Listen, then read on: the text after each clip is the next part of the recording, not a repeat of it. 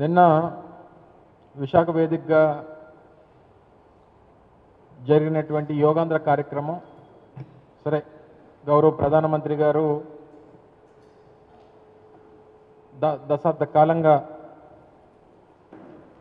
యోగాని ప్రపంచవ్యాప్తంగా ఒక పెద్ద ఉద్యమంలా తీసుకొని అన్ని దేశాలను కలిపి భారతదేశంలో సాంప్రదాయాల నుంచి పుట్టినటువంటి యోగా వల్ల అందరి ఆరోగ్యం బాగుండాలనేటువంటి ఉద్దేశంతో వారు ఏదో తపన పడి చేస్తున్నటువంటి కార్యక్రమాన్ని మన రాష్ట్ర ముఖ్యమంత్రి గారు ఏంటంటే దీన్ని ఒక పెద్ద ఈవెంట్ కింద తీసుకొని తన పబ్లిసిటీకి వాడుకునేటువంటి ప్రయత్నం చేసినట్టుగా కనిపించింది తప్ప ఎక్కడ కూడా ప్రజలకి ఎంత అసౌకర్యానికి గురయ్యారు,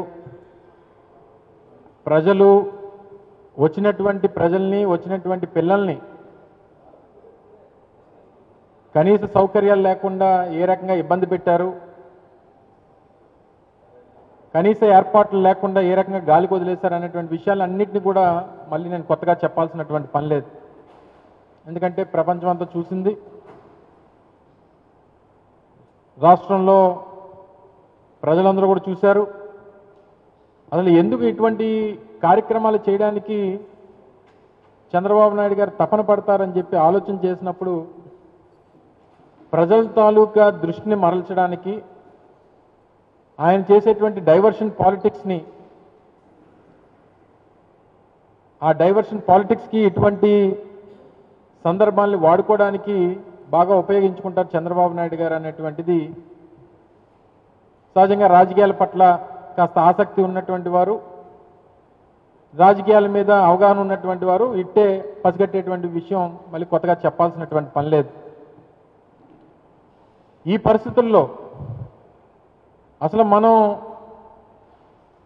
గత సంవత్సరం అధికారంలోకి వచ్చినప్పుడు కూటమి ప్రభుత్వం ఈ రాష్ట్రంలో అధికారంలోకి వచ్చినప్పుడు ఏ కారణం చేత ఏ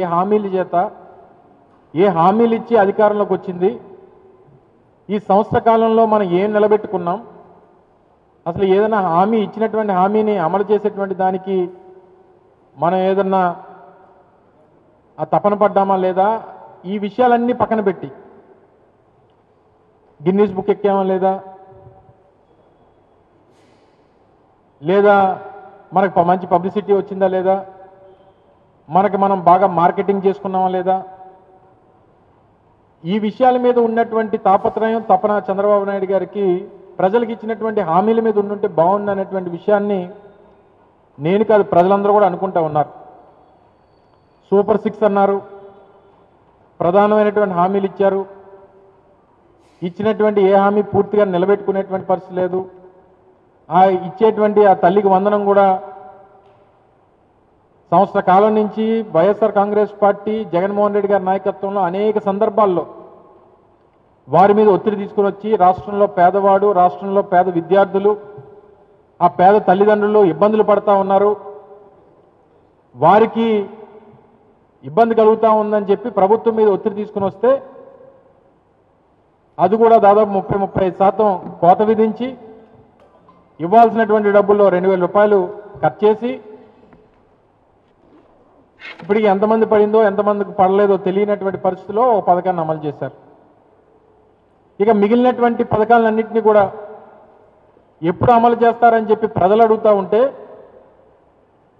అసలు ఇంకా పథకాలన్నీ అమలు చేసేసినట్టే, దీని గురించి ఎవరు కూడా మాట్లాడాల్సినటువంటి అవసరం లేదు, ఎవరన్నా గట్టిగా మాట్లాడితే అది నాలుగు మందం అనేటువంటి మాట నేరుగా ఈ రాష్ట్ర ముఖ్యమంత్రి గారే అనడం అనేటువంటిది చాలా శోచనీయం.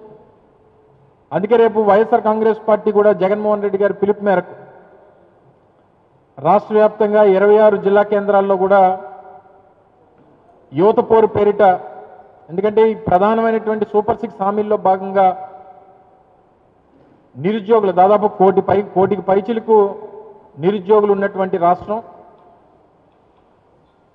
ప్రతి నిరుద్యోగికి నేను ఉద్యోగం అవకాశం కల్పించలేకపోతే 3,000 రూపాయలు నిరుద్యోగ భృతి ఇస్తాను, ఆ నిరుద్యోగ భృతితో మీరు జీవనాన్ని గడపండి అని చెప్పి హామీ ఇచ్చి అధికారంలోకి వచ్చినటువంటి చంద్రబాబు నాయుడు గారు సంవత్సరం బహుశా 14 నెలలు అయిపోతా ఉంది.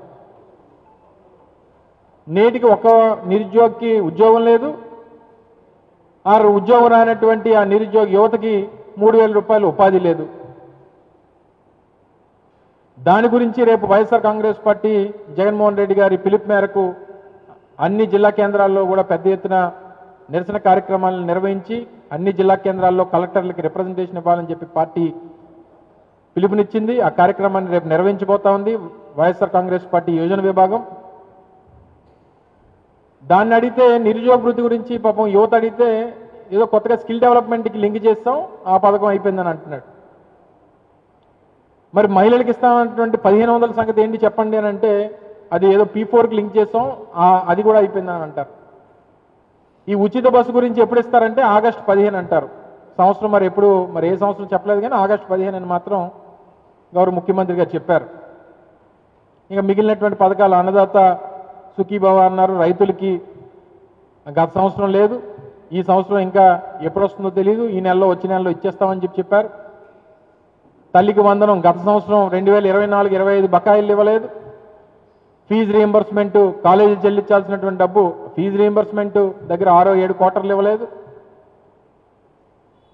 మరి ఏది ఇవ్వకుండా అన్నీ చేసేస్తానంటే ఏం చేసినట్టు? ప్రజలు మళ్ళీ మీకు ఎందుకు ఓటేయాలి, ఎందుకు అసలు మీ మాటలు నమ్మాలి అనేటువంటి విధంగా ప్రజలు కూడా ఎంత అమాయకులు అంటే 4 సార్లు నమ్మి ఓటేశారు. ఏ ఒక్కసారి వాళ్ళ నమ్మకాన్ని నిలబెట్టలేదు. చివరికి ఏం మిగిలింది ఆంధ్ర రాష్ట్ర ప్రజలకంటే నేను యోగాంధ్ర ద్వారా ఆ ఆసనాలు మిగిలాయి. ఏ ఆసనం బాగా నేర్పించారు చంద్రబాబు నాయుడు గారు అంటే నాకు నమ్మి ఓట్లేసినటువంటి ప్రజలకి, నన్ను నమ్మి ఓట్లేసినటువంటి ఆంధ్ర రాష్ట్ర ప్రజలకి తూర్పు తిరిగి దండం పెట్టడం.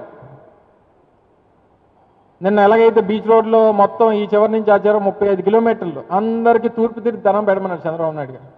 అంటే నాకు నమ్మి నన్ను ఓట్లేసి నన్ను గెలిపించి నన్ను ముఖ్యమంత్రిని చేసినందుకు మీకు మిగిలింది ఇదే, మీకు చివరకు మిగిలింది సూర్య నమస్కారం అని చెప్పాడు చంద్రబాబు నాయుడు సింపుల్గానే. ఇంకన్నీ అయిపోయి ఇంకెవడు మాట్లాడడానికి వీల్లేదని పాపం దానికి మోడీ గారిని పిలిచారు, దానికి మోడీ గారు చీఫ్ గెస్ట్, మిగిలిన వాళ్ళందరూ సైడ్ ఆర్టిస్టులు. వాళ్ళు మళ్ళీ దీనికి గిన్నీస్ బుక్ దేనికి ఇచ్చేశారంటే ప్రజల ఆరోగ్యం, రాష్ట్ర ప్రజల ఆరోగ్యం బాగుండాలని వాళ్ళు రోజు ఇచ్చేస్తే వాళ్ళకి ఆరోగ్యం బాగుంటుంది అన్నటువంటి ఉద్దేశం కాదు. దేనికి చేశారు చంద్రబాబు నాయుడు గారు అని చెప్పి పాపం నిన్న మళ్ళీ ఆ కార్యక్రమం అయిపోయిన తర్వాత కూడా ఒక పత్రికా సమావేశం పెట్టాడు ఆయన. ముందు ఒక సమావేశం, అయిపోయిన తర్వాత ఒక సమావేశం, అవుతుండే ఒక సమావేశం. ఎన్ని పత్రికా సమావేశాలండి? ఇన్ని పెట్టి ఏమైంది, దేనికి పెట్టారు, ఎందుకు చేశారని చెప్పి పాపం ఎవరు అడిగితే గిన్నీస్ బుక్ కోసం చేశానని చెప్పని అన్నారు. దేశంలో ప్రపంచంలో ఎప్పుడూ కూడా ఎవరు ఎంతమందితో కలిసి యోగా చేయించడం ఎప్పుడు లేదు. అలా చేయించినందుకు మన గిన్నీస్ బుక్ వచ్చిందని చెప్పి గొప్ప చెప్పుకుంటున్నాడు ఆయన. అలా గిన్నీస్ బుక్ ఇవ్వాల్సినటువంటిది నేను అంతమంది యోగాలు పాల్గొన్నది కాదు. నాకు తెలిసి చంద్రబాబు నాయుడు గారికి అసలు అనేక గిన్నీస్ బుక్ రికార్డులు ఆయన హోల్డర్, ఆయన Guinness book record holder Chandrababu Naidu. దేనికంటే 4 సార్లు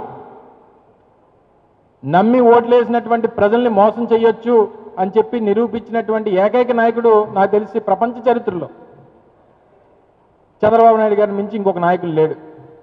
దానికి గిన్నీస్ బుక్ ఇవ్వాలి చంద్రబాబు నాయుడు గారు.